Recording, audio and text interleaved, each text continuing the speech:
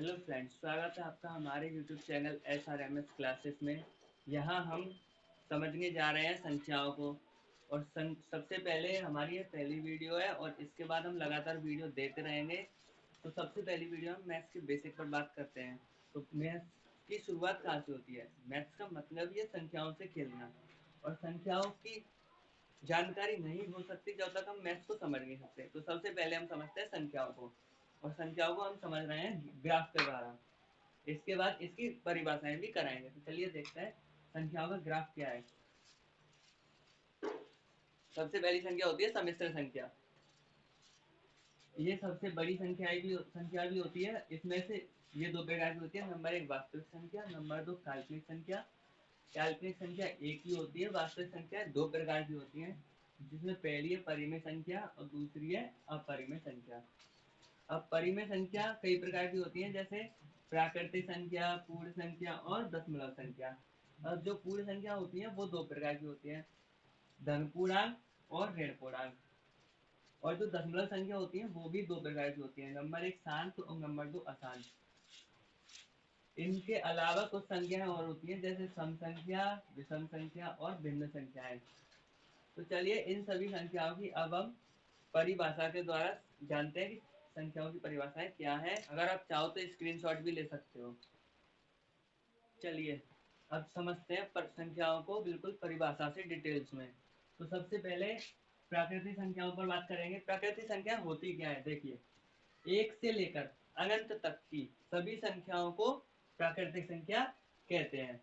जैसे 1 2 3 6 dash dash, मतलब ये डैश डैश बता रहा है कि ये संख्या अनंत तक जा रही है। तो अनंत तक की संख्या क्या होती है? प्राकृतिक संख्या कहलाती है। अगली संख्या होती है पूर्ण संख्या। पूर्ण संख्या क्या होती है? शून्य प्राकृतिक संख्याओं का समूह पूर्ण संख्या बनाता है। अब बात करते हैं पूर्णांक पर। तो पूर्णांक हमारे दो प्रकार के होते हैं, नंबर एक धन पूर्णांक, नंबर दो ऋण पूर्णांक।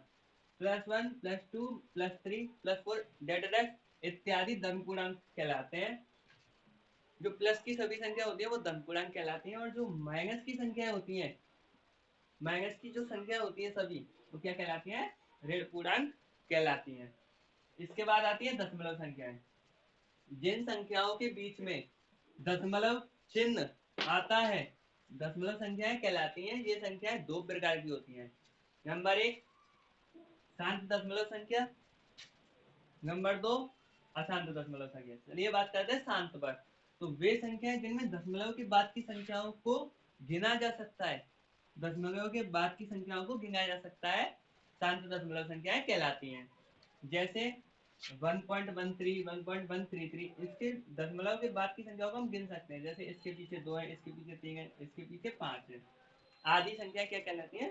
शांत दशमलव कहलाती है। इसके बाद बात करते हैं अशांत दशमलव संख्याओं के बारे में। तो वे संख्याएं जिनमें दशमलव के बाद की संख्याओं को गिना नहीं जा सकता, उसमें गिना जा सकता था, इसमें गिना नहीं जा सकता, ये कैसी कहलाती है? अशांत दशमलव संख्या कहलाती है। जैसे 1.1313 डैश डैश, ये इनका विस्तार अनंत तक होता है। ये संख्याएं क्या कहलाती है? अशांत कहलाती हैं। ये है 1.333 के ऊपर बार। ये बार जो है ये बताता है कि दशमलव के बाद आवर्ती संख्या है। ये संख्या कैसी होती है? ये अनावर्ती होती है। समझ गए? आप चाहो तो इसका स्क्रीनशॉट ले सकते हो। चलिए अब बात करते हैं हम परिमेय संख्याओं की। तो परिमेय संख्याएं क्या होती हैं? वे संख्याएं जिन्हें P/Q के रूप में लिखा जा सकता है, परिमेय संख्याएं कहलाती हैं। अर्थात जिन संख्याओं को भिन्न के रूप में लिखा जा सकता है, अंश बट्टे हर के रूप में लिखा जा सकता है, क्या कहलाती है? परिमेय संख्याएं कहलाती है। उदाहरण आपके सामने, जैसे 0 है, इसको हम 1 लगा दें तो ये P/Q के रूप में हो जाएगी। इसके नीचे 1 लगा दो, इसके नीचे 1 लगा दो, तो ये इन संख्याओं को सभी को हम P/Q के रूप में लिख सकते हैं। तो ये संख्या कैसी कहलाती है? परिमेय संख्याएं कहलाती हैं।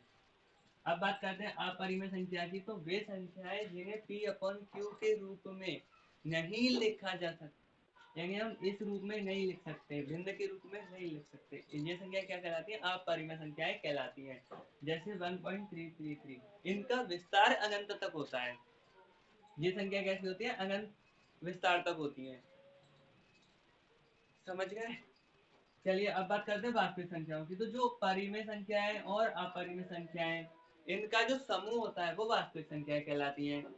वास्तविक संख्या क्या होती है? परिमेय संख्या और अपरिमेय संख्याओं के समूह को वास्तविक संख्या कहते हैं। चलिए अब बात करते हैं काल्पनिक संख्याओं की। तो काल्पनिक संख्या क्या होती है? जिन संख्याओं को हम व्यक्त नहीं कर सकते काल्पनिक संख्याएं कहलाती हैं। इन्हें a प्लस आई बी के रूप में लिखते हैं, जहां a और b क्या है? वास्तविक संख्या होती है। a प्लस आई बी के रूप में लिखते हैं जहां a और b क्या होती है? वास्तविक संख्या होती है। जैसे 1 प्लस 2i, 3 प्लस आई, माइनस के 2 प्लस आई। ये आई व्यक्त कर रही है कि संख्या कैसी है? काल्पनिक है। इन्हें हम बता नहीं सकते कि इनका मान क्या होगा। अब बात करते हैं सम्मिश्र संख्याएं, जो मैंने पहले ही बताई थी, ये सभी संख्याओं की भाग होती हैं। तो सम्मिश्र संख्या क्या होती है? वास्तविक संख्या और काल्पनिक संख्या के समूह को सम्मिश्र संख्या कहते हैं। अब चलिए देखते हैं। सम्मिश्र संख्या के अंदर वास्तविक संख्या और काल्पनिक संख्या आती है, और वास्तविक संख्या और काल्पनिक संख्याओं के अंदर सारी संख्याएं आती हैं। तो सभी संख्याओं में सबसे प्रधान संख्या सम्मिश्र संख्या होती है।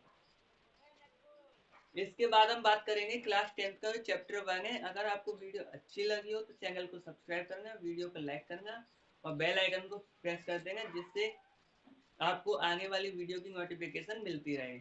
चलिए ठीक है, आप चाहो तो इसका स्क्रीनशॉट ले सकते हो।